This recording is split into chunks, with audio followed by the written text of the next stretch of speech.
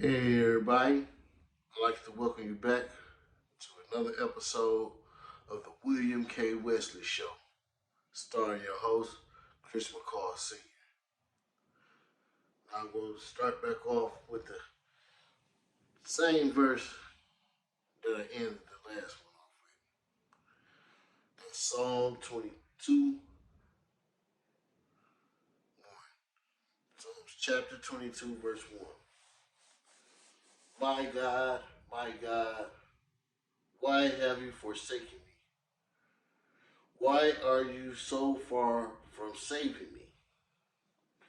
So far from the words of my groaning. Oh my God, I cry out by day, but you don't answer, by night, and I am not silent. It goes back to where I ended the last one off at. This is part two of that. Like I was saying at the last time, things got, I was saying how I went to the hospital, things turned for the worse very quick. And I say very quick, like as quick as you can turn off the lights, it changed that quick. So now I have this pneumonia that's in my body. And I want to say it was strep pneumonia. I can't be for sure exactly which one it was, but my wife knows exactly. She knows just like the back of her hand. See, me, I was the one who was up there laying on the table feeling it. So the names, I'm so far off of it. And that went from me having pneumonia to leading to where my body went into septic. And when it out from there, I went into septic shock. And all this is happening at the same time. And while I'm doing this, I go into another phase, which is I don't know her name. I swear she gonna be mad at me about this. I swear. But whatever it was, it caused my body to start swelling and bursting, blistering up like a pole sausage. Like real hot sausages when they're on the grill and they busting open. But this is what's happening to my skin, from my arms, legs, down on my calves, everything, my feet, everything exploding. And at the same time, something else is going on. My body starts like burning from the inside. It's a flesh eating disease. They said that goes on. That starts to happen. So now I got all 4 of these things going on in me at the same time. And I thank God for this to this day. Like in my mind, I remember the pain, but my body has no memory of how that pain felt. And I thank God for that every day because at the moment of time, that was the worst pain that I have ever felt by far. I remember it was moments I was thinking to myself, like, oh my God, am I dying? Like, but at the time, I didn't know it. I was actually dying in front of my wife's face, in front of my mother's eyes, in front of my family members. I was dying, slowly but surely dying. It got so bad where the pain was so egregious, they had to put me under. They had to put me on a ventilator, put me like in a coma or something to save me because they were scared that I was going to go into shock to how egregious the pain was registering. I was scared. I was like, I say, the most pain I ever felt in my life. I can remember just waking up every couple of minutes, feeling like, oh, am I dead yet? Or what's going on? And it was just so exhausting. Out to me, it felt like this was going on for at least around about a month to 2 months. And so like every day felt like just every it felt like every day had 72 hours in it, and I was just in pain, and I could feel my body just feel like it was exploding every 20 minutes, over and over, and this was just like ongoing, and it was like the worst pain I ever felt, and I'm like I was thinking to myself like, dude, I'm still alive, and I didn't take this much pain, and at this whole time, I remember me crying out, God, help me, please, you know what I'm saying? Do something. And I don't know when it happened or how it happened, but I remember, I was like I said, I don't know if it was from the drugs or what, how it happened.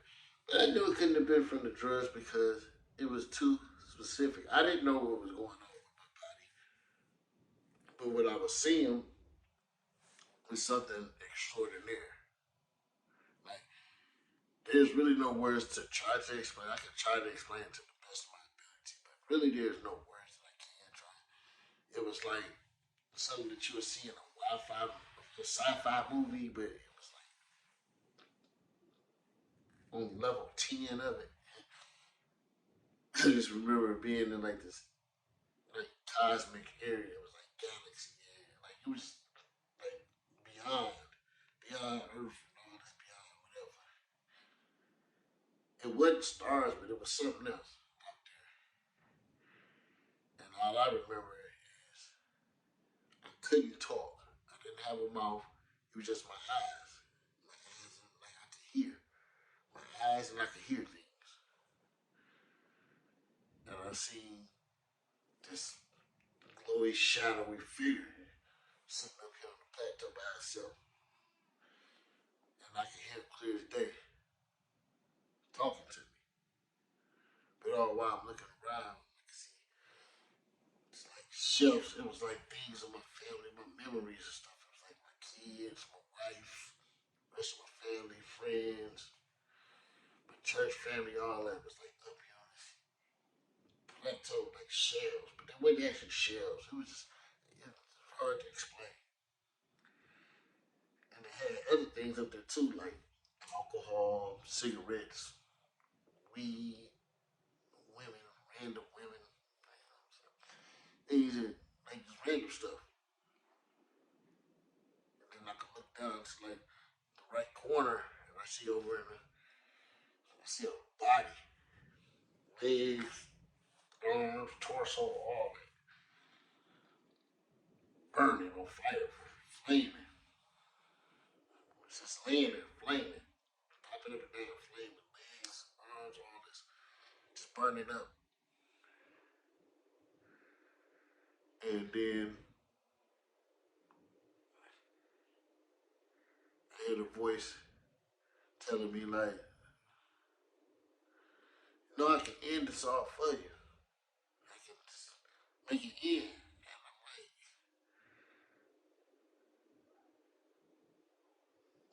make it end? Like, what do you mean? He said, if you wanted to stop, just give me the word. I can make it all end for you. I ain't make it all end. It ain't sounding right to me. And I'm like I said, it's in my head. I'm thinking like that don't sound right to me. So I didn't answer. I didn't say nothing. Got quiet for a minute. I can still see everything going on. It's like, ask you. So what do you want to do? And my reply was like, follow you. And from the moment I said follow you, things started shifting. I looked down. In fact, it didn't start shifting yet. He said follow me. So final jet? I said, yes, I want to follow you. And he said, well, I'm going to tell you, hold on, be strong, and don't ever give up. So in my head, I'm thinking like, this is just for at that moment, hold on and be strong for what's going on right now. Not knowing it's going to be for what's really to come. This was just the beginning. When I said, after I said that, I looked down, the body had stopped flaming. It was like smoldering, like you could see, like it was little flames, but the flames were going out. And it looked like if you see rock with molten hot lava and stuff, like after it rolls over the land, and then it's just parts of it that's like red hot, and then you got some brown and burnt, all that stuff. That's how it looked. The flames coming through the cracks, but they were all going down. And the body wasn't flopping anymore, flipping and flopping around. And then it has what's important to me.